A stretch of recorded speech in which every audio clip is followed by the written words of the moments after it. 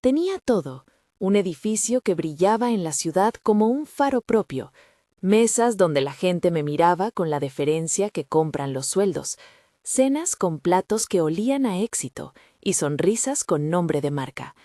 Tenía todo, y sin embargo, muchas noches me descubrí contando sombras en el techo, tratando de recordar la última vez que alguien me buscó sin interés. Fue en una de esas noches en que, con la ciudad encendida por guirnaldas y anuncios, tomé mi auto sin destino y dejé que el viento de diciembre decidiera por mí. No sabía que en la esquina donde las luces hacían una línea de polvo dorado sobre la vereda, alguien me pediría algo que no se vende: refugio. La vi por primera vez junto a una puerta de iglesia vieja, esos portones con hierro forjado que los comerciantes iluminan con guirnaldas para que la fachada no se vea solitaria. No llevaba hábito completo ni ningún símbolo ostentoso de pertenencia. Llevaba un abrigo gris algo deshilachado, un pañuelo sencillo y las manos escondidas en los bolsillos. Tenía una bolsa pequeña, no más que una bolsa de mercado con 2 manzanas que ya estaban medio blandas, y los ojos delataban una fatiga que no cabe en la cara de una turista. Se quedó mirando las luces, como si buscara en ellas una memoria propia. Me detuve. La ciudad no soporta que los autos se detengan por cualquier cosa. Yo me bajé porque había una voz en mi cabeza que no calla cuando algo verdadero aparece. ¿Necesita ayuda?, dije antes de pensar en la posibilidad de que me ignorara o se asustara. Ella me miró con la sorpresa de quien no espera una pregunta amable hecha por un lujo encima de ruedas. Su voz fue baja y contenida. «Busco un lugar donde quedarme esta noche», dijo. «No quiero molestar a nadie». Había un acento de prudencia en la palabra molestar. Tenía esa manera de pedir sin exigir, de pedir pena sin prometer nada a cambio.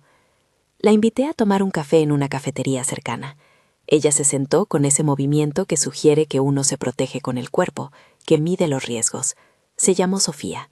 Dijo que venía de un pueblo pequeño y que había llegado a la ciudad por motivos que intentó resumir, y que al mismo tiempo no quería simplificar. Sus respuestas tenían recovecos. Dejaba entrever cosas, que había estado en un convento, que había dejado de dormir por la noche rezando por decisiones que no encontraba cómo nombrar, y se detenía.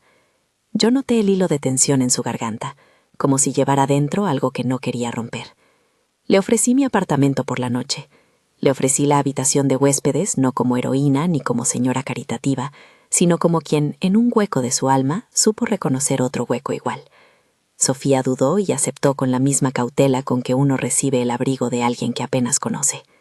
Caminamos por calles que olían a pan todavía caliente y cera derretida. Las luces de Navidad se reflejaban en los charcos, y la ciudad parecía cantar una espera. Esa primera noche no fue de confesiones, fue de mirarnos sin prisa. Le preparé té, y sus manos temblaron solo un poco al sostener la taza. Había algo sutil en la manera en que las palabras salían de su boca, un respeto por lo que fue, una insistencia dulce en no convertir su pasado en bandera ni en vergüenza. «No soy una novedad», me dijo al fin, y la frase fue todo lo que necesitaba para entender que su refugio era más que 4 paredes. «Solo necesito estar segura de que puedo decidir en paz». La primera vez que me devolvió la mirada larga fue en la cocina. Tenía en la mano una flor seca que había encontrado en la bolsa. Era casi una ofrenda diminuta. «Esto era para la capilla», murmuró. Se secó antes de que pudiera arreglarla. Se sonrió con pena, y en ese reducto de ternura, algo en mí sintió un estallido que no tenía nombre. Volví a verla al día siguiente. No planifiqué volver. Fui arrastrada por una curiosidad que no había conocido en años. La ciudad parecía más amable cuando su sombra la tocaba. Caminamos como 2 personas que se estudian sin apuro. Por una plaza donde un músico tocaba villancicos en acústico, por un mercado donde las vendedoras ofrecían naranjas envueltas en papel, por una librería usada donde el olor a papel viejo era una promesa. Hablamos de cosas pequeñas, su modo de ordenar las flores cuando era voluntaria en la capilla, el nombre de la enfermera que la hacía reír, la receta de su madre que nunca aprendió. En los silencios compartimos el calor de un abrigo y la comprensión de las miradas. Dije su nombre en voz alta, como si pronunciarla la arraigara a mi realidad. Sofía, repito en mis notas mentales, para que no se me escape si esta historia la pide como recuerdo.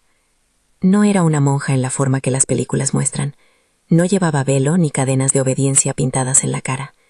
Era una mujer que había recorrido el camino de la vocación y por alguna elección y por algún golpe había salido del sendero para buscar otra manera de ser. Decidí no preguntar los detalles institucionales que pudiera empañar su dignidad. Tampoco ella los ofrecía. Me gustó esa cautela. La hizo humana, no un símbolo. En mi vida, la soledad se disfraza de salones y correos importantes.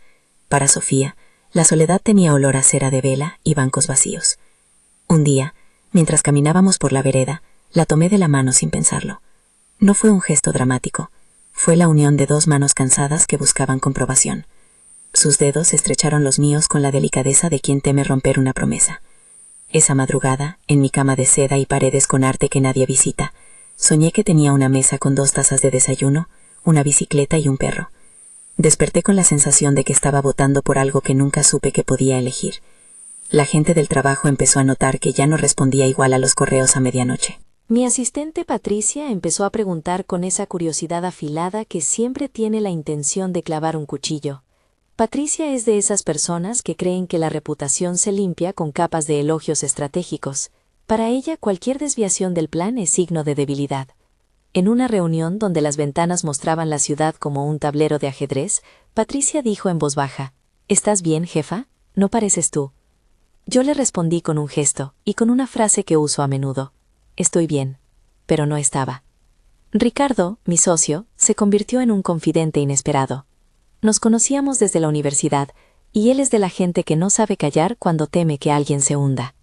«Si te hace bien, hazlo», me dijo una tarde en la que el cielo parecía un mapa de invierno.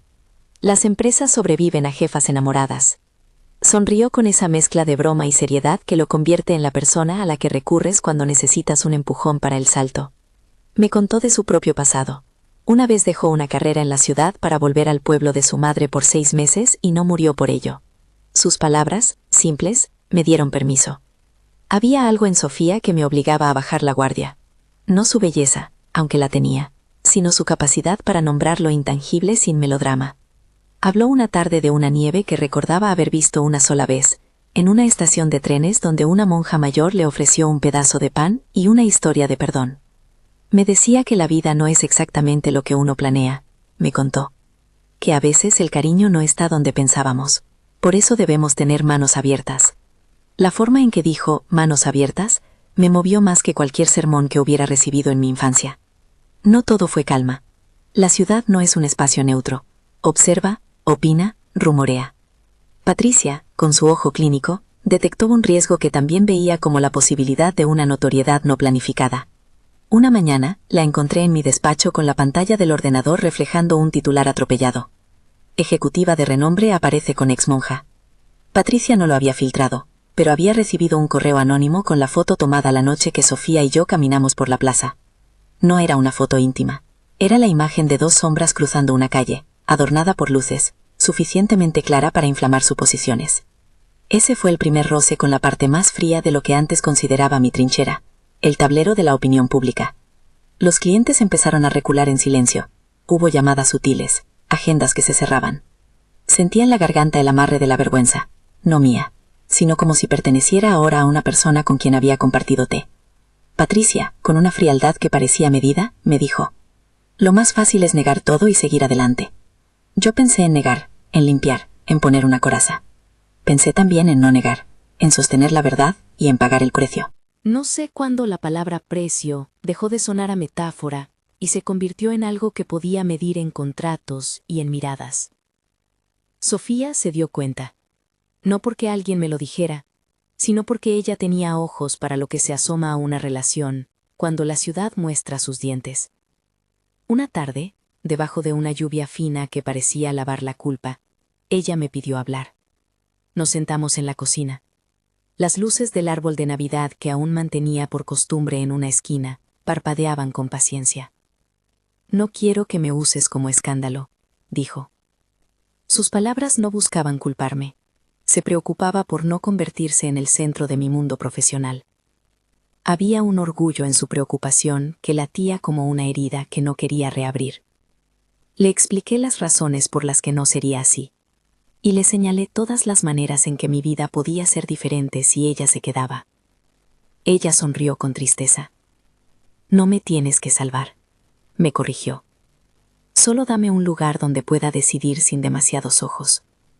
Me pidió espacio y discreción. Yo pensé en soluciones prácticas. Alquilar un apartamento discreto, cambiar el número de teléfono, pedir ayuda a Ricardo para desviar rumores. Me ofrecía todo sin pensar en la posibilidad de que el movimiento de protegerla me costara mi estatus. Una noche, sin previo aviso, Sofía desapareció. No dejó una nota. No llamó. Su cama estaba hecha, intacta. El lápiz labial que había dejado en el baño todavía en su lugar. Tomé su taza en la cocina. La olí. Fue un acto infantil. Olía a té con una pizca de limón. La ciudad, en su indiferencia, siguió iluminada. Llamé al número que me había dado. Apagado. Fui a la iglesia donde la había visto la primera vez. La puerta estaba cerrada. Y dentro, la cera olía a memoria. Dejé un mensaje en la portería del edificio donde dijo que trabajaba. Si necesitas, estoy aquí. No supe si leería el papel. Mi abuela, Dona Rosa, me recibió con su hospitalidad de que sabe muchas cosas, porque ha sobrevivido a más. Vive en un barrio que la ciudad ha olvidado con cariño, donde la vida mantiene otra medida. Ella no entiende de mercados ni de consejos financieros, pero entiende de cuerpos y de corazones que se rompen. Me miró con esa mezcla de reproche y ternura que tienen las mujeres que te han visto elegir mal y te siguen eligiendo como hija. Si la querés, hacelo, me dijo. Pero no la vayas a lastimar por tu orgullo. Su voz fue un faro que apuntaba hacia la decisión práctica. El amor pide pasos, no discursos. La ausencia de Sofía se convirtió en una presencia constante que se colaba en mis reuniones como una música de fondo. Ruidos, palabras que ya no diremos en la mesa. Trabajar se volvió pesado. Me sorprendía a mí misma pensando en su sonrisa cuando la ciudad estaba en silencio. Y en la primera vez que me mostró el rosario que llevaba en la bolsa.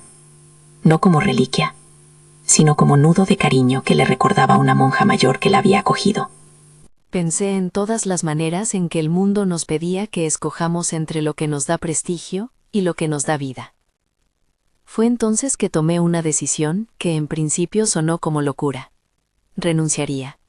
No como abandono definitivo, sino como un gesto de pausa, a algunas responsabilidades para buscarlas sin ataduras. Quería encontrarla antes de que cualquier rumor la lastimara más. Quería también saber sin intermediarios qué era lo que la hacía huir. Lo hablé con Ricardo. Me miró con gravedad. Si vas a hacerlo, que sea con la mente clara, dijo. No por impulso, sino por necesidad verdadera. Miré su cara, y encontré en su voz el equilibrio que necesitaba. No un empujón, sino un permiso. Pero antes de que pudiera materializar el plan, la ciudad me mostró otra de sus caras, la del rumor. Llegó a mis oídos que alguien había visto a Sofía subiendo a un tren con destino a la costa. No supe quién dijo eso. La noticia tenía la elasticidad de los rumores y la certeza de una herida. Podía ser verdad. También podía ser la ciudad devorando una historia. No me importó la veracidad. Me importó la posibilidad. Compré un billete en la única mañana en que los vuelos me pareció que no tenían precio. Partí sin avisar. Mi maleta fue una decisión, no un tono de drama. Dejé instrucciones en la oficina. Pedí a Patricia que mantuviera la calma.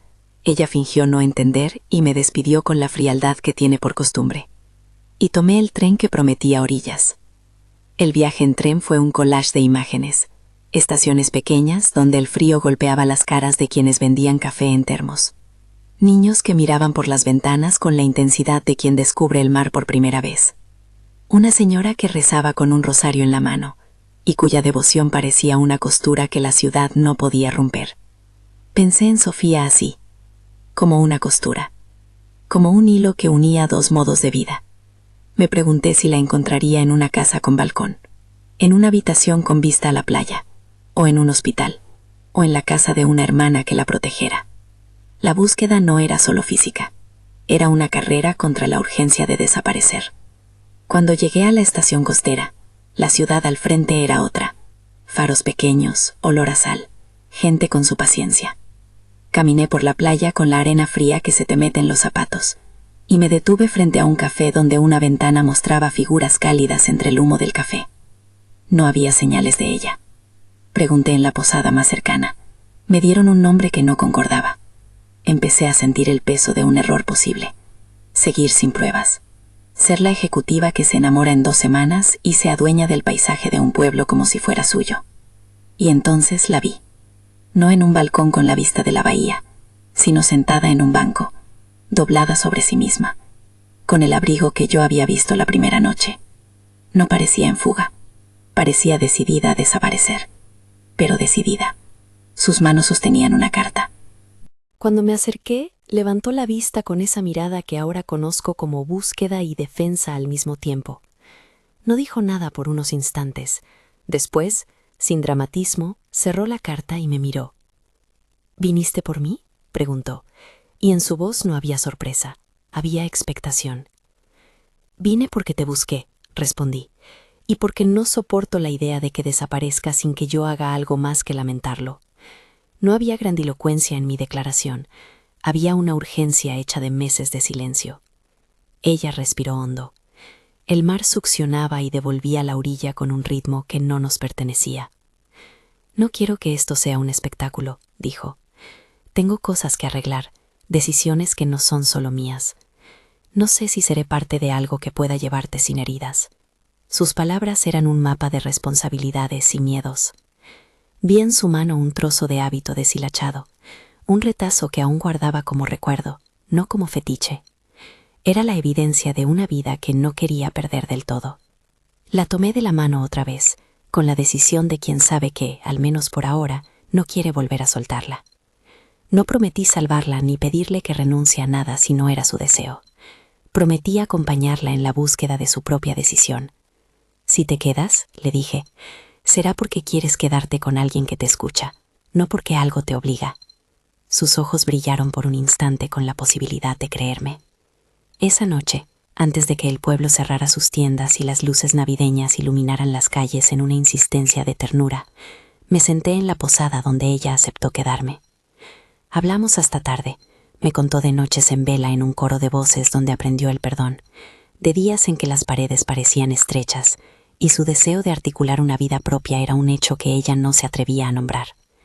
Habló también de una carta que había dejado en una caja, una carta que no abría por miedo a decidir qué hacer con su pasado. Me dijo que no pensaba regresar al convento sin una respuesta honesta para su voluntad.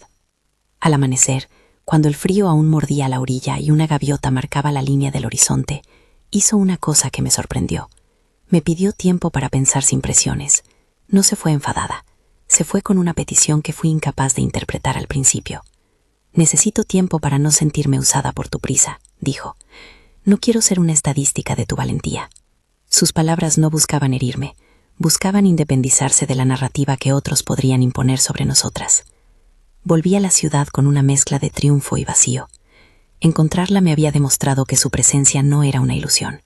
Su pedir tiempo me demostró que no puedo apurar cosas que tienen costado. En la oficina, las noticias ya habían hecho su trabajo. El rumor había crecido, y con él la posibilidad de perder contratos que no estaba dispuesta a descuidar. Patricia vino a verme con la solicitud de que explicara mi ausencia. No podemos permitir que esto se vuelva una novela, me dijo. La empresa necesita una dirección estable. Sus palabras fueron la contabilización del mundo. Fue entonces cuando tomé una decisión más radical. Bajé mi sueldo en silencio con una orden que nadie cuestionó. Delegué partes de mi responsabilidad y pedí a Ricardo que sostuviera lo más operativo. No era solo un gesto romántico, sino una estrategia para no dejar que mi vida laboral se convierta en excusa para no afrontar lo que elegí. Lo hice para poder estar allí de forma honesta, no huida por el trabajo. Fue un movimiento que me liberó, pero también me dejó expuesta. Pagaré reputación y quizá algo más por ello. Y en la víspera de Navidad, cuando las calles olían a asado y se escuchaban villancicos en las esquinas, recibí un mensaje de Sofía que decía simplemente: «Ven a la capilla a las 8, quiero mostrarte algo». Mi corazón hizo un ruido que no supe definir. una anticipación, un miedo, una esperanza. Tomé el abrigo más grueso, pensé en la posibilidad de encontrarla con la decisión tomada y crucé la ciudad hacia la iglesia antigua donde la historia había comenzado. Las puertas de la capilla se abrieron con ese chasquido que anuncia que algo se hace real, la luz de las velas, el olor de cera, las voces en penumbra. Sofía estaba allí, y en sus manos sostenía algo, no un símbolo institucional, sino un objeto que encerraba su vida y su decisión. Antes de que pudiera acercarme, la puerta de la capilla se abrió otra vez y entró un hombre mayor con la mirada curiosa. Detrás de él, una mujer joven que trabajaba en la parroquia, notó mi presencia y me estudió con interés. Las manos se me pusieron frías. Sofía me miró, y por primera vez desde que la conocí, vi que su decisión era tan grande que podía empujarme a cruzar la línea que había jurado mantener entre mi mundo y el suyo. No supe qué haría cuando me pidiera que la acompañara fuera, ni si lo haría. Lo único cierto era que la Navidad había dejado de ser una fecha en el calendario y se había convertido en un tiempo de elección. Me detuve en la oscuridad de la puerta de la capilla, sintiendo cómo el peso de todo lo que no había dicho se juntaba en un instante. La ciudad afuera parecía contener la respiración. Para ser clara desde el principio, Sofía no era una monja en plena obediencia. Era una mujer que había vivido bajo hábito y oraciones hasta hace poco, alguien que había dejado esa vida en un proceso que ella misma llamaba con cautela transición. Decir ex-monja suena a etiqueta enmarcada, pero prefiero el modo en que ella lo decía. Estoy en un tramo en que aprendo a serme a mí misma sin intermediarios. Esa frase, serme a mí misma, era la brújula con la que vino a la capilla y con la que me pidió que la acompañara.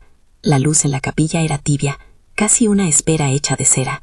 Las velas despuntaban sombras como pequeños mapas sobre los muros, y en el aire flotaba ese olor a pan recién horneado que no sé si venía de la calle o se colaba desde alguna memoria. Ella me mostró la carta que había tenido entre las manos cuando la encontré en el banco de la playa. Era de alguien del convento, escrita en tinta apretada, que no exigía sino preguntaba, que no ordenaba sino recordaba. No es una orden, me dijo, es un ofrecimiento y una pregunta. Me dan tiempo para decidir dónde seguir. Sus dedos cerraron la hoja con una delicadeza que parecía contener algo vivo. No hubo dramatismos. Nos sentamos en uno de los bancos de madera y hablamos durante horas como si desandáramos el camino con cuidado, paso a paso, sin tropezar en el pasado. Ella me contó de las mañanas en que el coro le parecía un latido de familia. Me habló de la hermana que le había enseñado a doblar las servilletas de lino. Me habló de la culpa y de la libertad que cabían en la misma palabra cuando uno la pronuncia por primera vez sin pedir permiso. No me pidió que la empujara hacia otra vida. Me pidió, por primera vez, que dejara de medir su cuerpo con las medidas que otros le habían dado. Me asusta lo que viene después, dijo en un susurro que me llegó como una confesión antigua. No sé si puedo renunciar a lo que fui sin sentir que traiciono a alguien, pero tampoco quiero quedarme por miedo. Miré sus manos, la manera en que las uñas guardaban todavía la sombra de la pinta que usó en los rosarios y en las notas del coro. Sentí que ella volvía a aprender la textura del mundo, el roce de un abrigo, la calidez de una taza que no es ritual, la fricción mínima de una mano que no sabe si está bien tocar. Le pedí que me explicara por qué me había ido aquella noche sin decir adiós. Ella me miró como si yo fuese una de las olas que empujan a la orilla. No quería que tus acciones fueran por lástima. No quería que mi decisión fuese tomada porque te sentías culpable. Hubo una honestidad que me atravesó y me gustó. Su dignidad no era una defensa, sino un regalo. Entonces le dije algo que hasta ese momento había evitado decir en voz alta. No quiero que mi vida te sirva para justificar nada. Quiero que estemos juntas si las dos lo elegimos, sin que nadie nos obligue. Ella sonrió, una sonrisa que sabía a alivio. Navidad se acercaba con su carga de expectativas y rituales, pero también con la posibilidad de quietud. Decidimos que pasaríamos la Nochebuena juntas en la posada del pueblo costero, no en mi apartamento ni en el convento, sino en ese lugar intermedio que nos permitía ser dos personas con pasado. Fue una decisión pequeña y grande. Eligió que nuestra primera celebración pública de aquel vínculo fuera humilde y sincera. Antes de partir, sin embargo, tuve que enfrentar lo que dejaba en la ciudad. Las semanas anteriores habían tensado el tejido de mi vida profesional, contratos en suspenso, miradas calculadoras, y el rumor que se agrandaba como si tuviera hambre. En la empresa, algunos socios hablaban en voz baja sobre riesgo reputacional. Patricia, mi asistente, se movía por la oficina con la misma precisión con la que corta los hilos de algo que considera imperfecto. No rara vez pensé en lo fácil que hubiera sido negar todo y volver a lo que llaman seguridad. Y entonces, por primera vez, me encontré preguntando a quién favorecía esa seguridad, ¿a mí o a ese ideal vacío que sostenía mi prestigio? Había una escena que no había podido sacar de mi cabeza, la noche en que Patricia puso en mi escritorio la impresión del titular inventado. Vi sus manos temblar por un segundo, antes de recomponerse, la lucha de alguien que tiene que ser despiadado para sobrevivir, y pensé en la posibilidad de perder todo. Recordé las palabras de mi abuela: si la querés, hacelo. No fue un consejo estratégico, fue una orden de amor que solo se escucha cuando tu corazón se vuelve más nítido que tu miedo. En la víspera de Navidad, con las luces clavándose en la ciudad como alfileres de promesa, nos sentamos en la posada frente a una mesa con un mantel que olía a jabón de lavanda. Había una lámpara que no alcanzaba a iluminar nuestras manos, y a la vez lo hacía todo suficientemente íntimo. Compartimos historias, cómo cada una aprendió a cocinar, qué sabor tenía la infancia, qué canciones nos habían marcado. Ella habló de su madre, de una mujer que cosía retazos y que le había dicho una vez, en un pueblo con lluvia, que no hay pecado en cambiar de zapatos, que el pecado solo existe cuando uno le hace daño a otro. Aquella frase me conmovió, sonaba a absolución sin tribunal. Cerca de la medianoche salimos a caminar por la playa. Las luces navideñas del pueblo eran pocas y honestas. Una guirnalda en la plaza, una vela en la ventana del café. El mar estaba manso y la arena estaba fría como si guardara el silencio de mucho tiempo. Hicimos algo que no planeamos. Nos prometimos con palabras que no pertenecían a ninguna liturgia. Nos dijimos que cuidaríamos la verdad de la otra por encima del rumor, que protegeríamos la libertad mutua y que si la vida nos exigía separarnos por un tiempo, lo haríamos con respeto y no por miedo. No hubo anillos ni votos formales, hubo un intercambio de objetos íntimos. Yo le di un colgante con una pequeña chapa de acero que llevaba siempre en la cartera, un detalle que había sido regalo de mi padre, y ella me ofreció una pequeña cinta bordada con iniciales que había guardado del convento. Aquello fue suficiente para sellar algo que empezábamos a dar forma. Volvimos a la ciudad con la certidumbre de haber elegido, y con la convicción de que la decisión traería consecuencias. Al volver, la presión no se acomodó mágicamente. Las llamadas llegaron, algunas más insidiosas que otras. Una cliente que sentía su lealtad condicional decidió romper el contrato. Sentí un vacío que medía en facturas y en silencio a la hora del almuerzo. Fue entonces cuando tomé otra decisión. No renunciaría a mis principios, pero reduciría mi ritmo para poder estar presente donde hacía falta. Para algunos fue una locura de ejecutiva que se estaba dejando llevar por una pasión, y para mí fue el inicio de una vida más honesta. Sofía no quería que lo arreglara todo con dinero. Esa era la última cosa que necesitaba. Quería trabajo, un espacio propio y la posibilidad de rehacer su identidad con dignidad. Ayudarla implicaba, para mí, algo más que pagar cuentas. Implicaba encontrar un modo de vida que la sostuviera a las dos. Empecé a idear pequeños cambios. Propuse que mi equipo desarrollara un proyecto social vinculado a la comunidad costera, donde la gente enseñaba oficios y recibía apoyo. Pedí a Ricardo que asumiera la dirección momentánea de algunas operaciones. Él lo hizo sin alardes. Dijo que creía en la gente que arriesga por lo que ama. Su apoyo fue, en la práctica, el sostén que me permitió no dejar todo de golpe y a la vez estar donde debía. La gente decía lo suyo. Algunos nos miraban con curiosidad, otros con reproche. En aquellos momentos, la decisión que más me costó fue la de enfrentar a Patricia. La cité en mi despacho una tarde de enero, con la ciudad afuera hecha una tela de lluvia, y le dije lo que no podía callar, que mi vida personal no era patrimonio de la empresa, que mi amor no era un acto de irresponsabilidad. Ella me escuchó con la frente estrechándose como si midiera la posibilidad de romper algo. Hablamos largo. Al final, me dijo algo que no esperaba. Si esto te hace bien, seré la guardiana de tu reputación.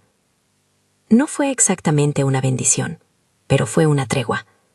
Patricia no cambió de la noche a la mañana, pero dejó de mirar nuestro encuentro como un dato de riesgo y lo empezó a tratar, extrañamente, como un asunto privado.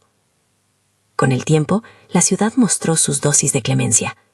El rumor se fue diluyendo entre otras noticias. La prensa que había buscado escándalos cambió de canal tan pronto apareció otra posibilidad más llamativa. Lo que permanecía era el tejido cotidiano. Vecinos que miraban de reojo en la plaza. Una vecina que nos preguntó en voz baja si necesitábamos leña. El panadero que dejaba en la puerta de mi edificio una bolsa con bollos la mañana de la mudanza. Las pequeñas amabilidades que nadie ve en los titulares fueron las que salvaron nuestros inviernos. Decidimos mudarnos a una casa cerca del mar a finales de enero, un lugar que no aspiraba a ser más que eso, una casa con paredes blancas y una cocina donde la luz entraba a la mañana. Fue un acto simbólico y práctico.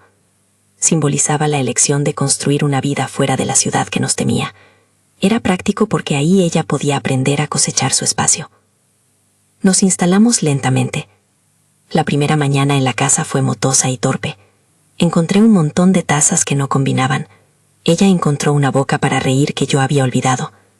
Compramos cortinas, una mesa, 2 sillas que no hacían juego, una maceta que plantamos juntas con la torpeza de quien no ha tenido jardín antes. La primera comida que hicimos juntas fue una especie de pacto silencioso. No hablaríamos del trabajo en la mesa. Hablaríamos del café, de los planes de la semana, de las cosas que nos daban miedo. Sofía consiguió un empleo cuidando la biblioteca de la parroquia local y dando apoyo en la cocina comunitaria.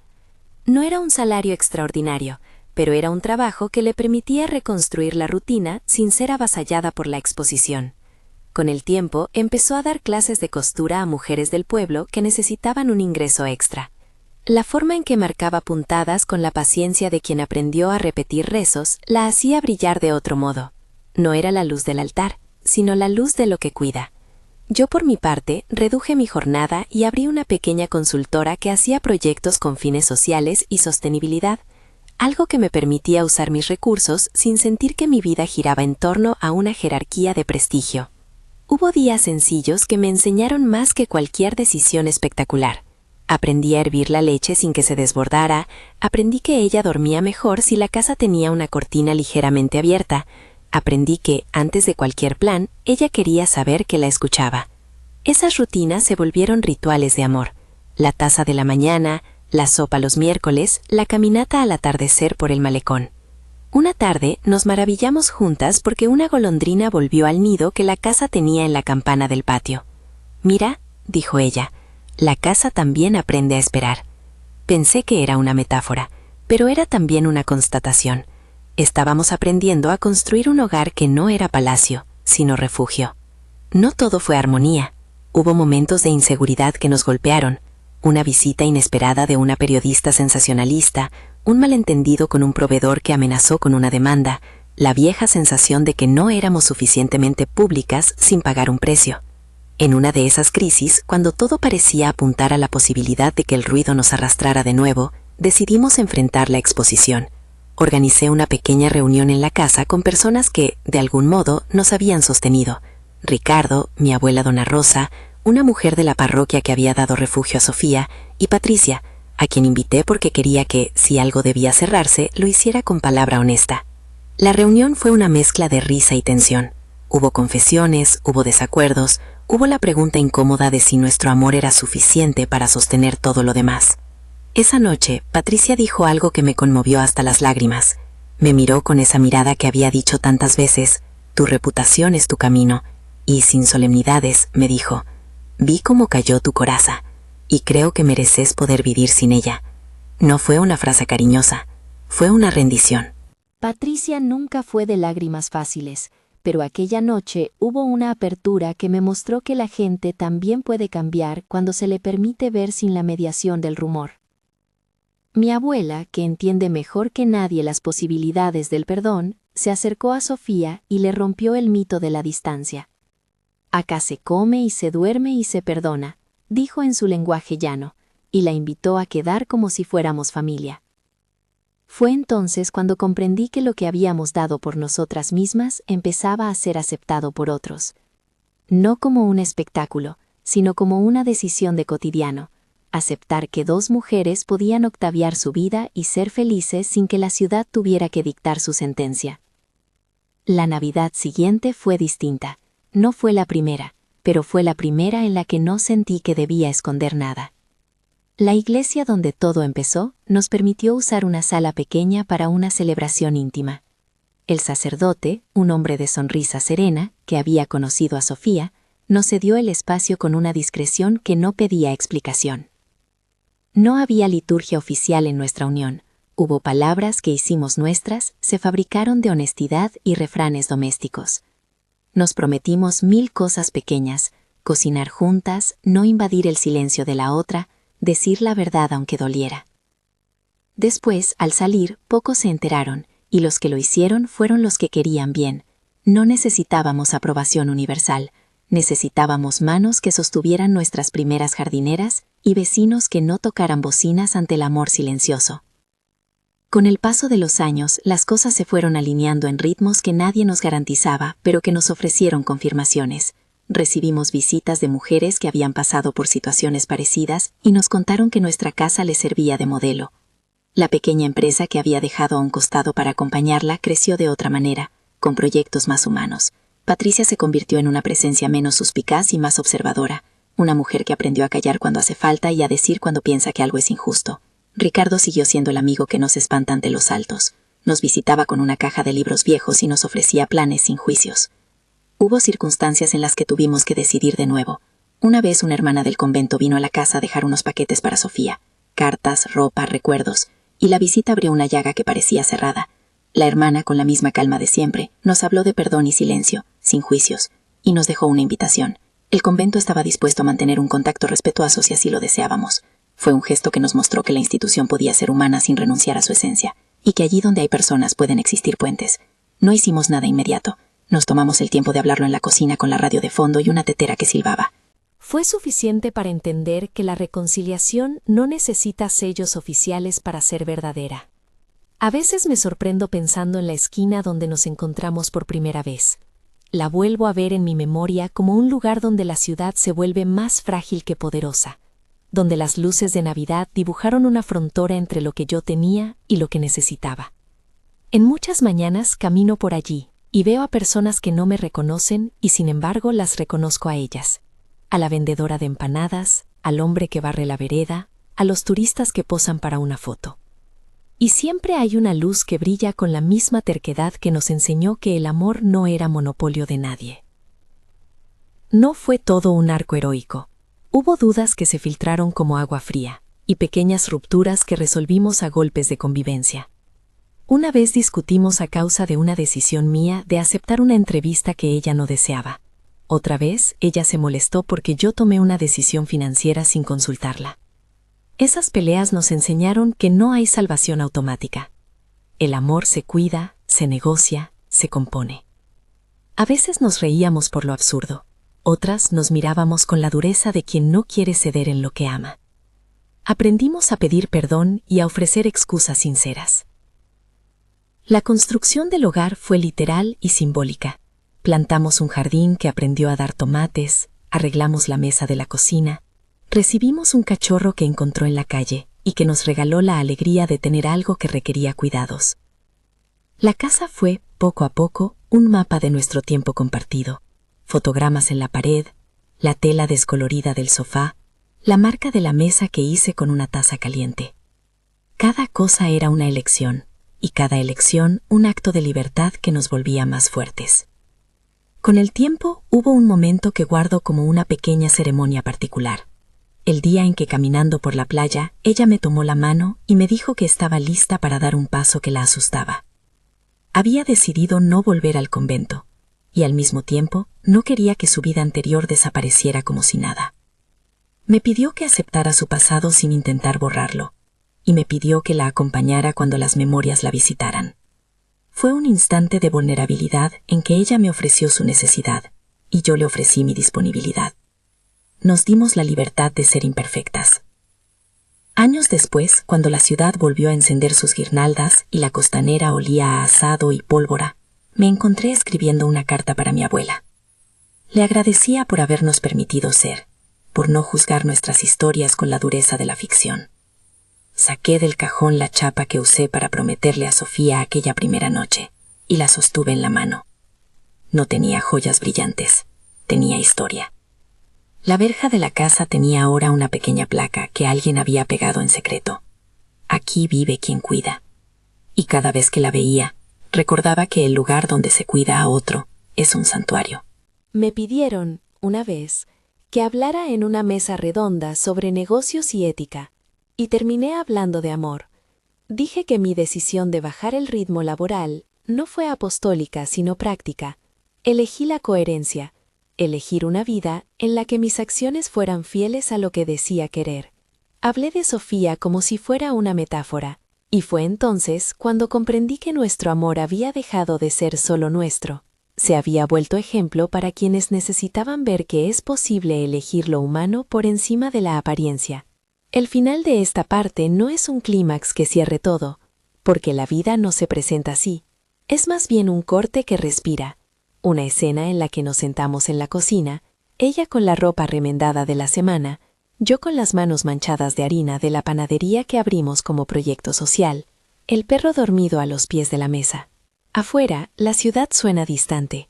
Adentro, la radio anuncia la llegada de otra Navidad.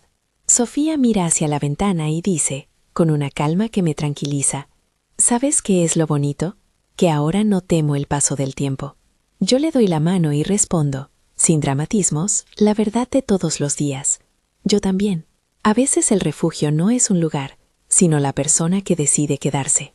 Ella se ríe con esa risa que todavía suena como aquello que me rescató.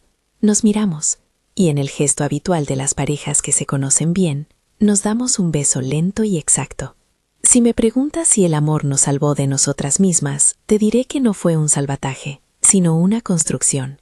No llegamos a ser versiones perfectas, llegamos a ser versiones con más verdad. La Navidad nos enseñó que hay refugios que se eligen y refugios que se trabajan. Y hoy, mientras escribo esto, en la mesa que compramos juntas, con la luz de la tarde colándose como una plegaria, me doy cuenta de que la mayor valentía fue la de hacer nuestras las pequeñas decisiones, la de pedir ayuda, la de ordenar los asuntos, la de sostener la cotidianeidad con ternura. Si esta historia resonó contigo, te invito a compartirla y a contar en los comentarios si crees que el amor puede transformar lo imposible en posible. ¿Crees que el amor puede salvarte de ti mismo? Cuéntalo abajo.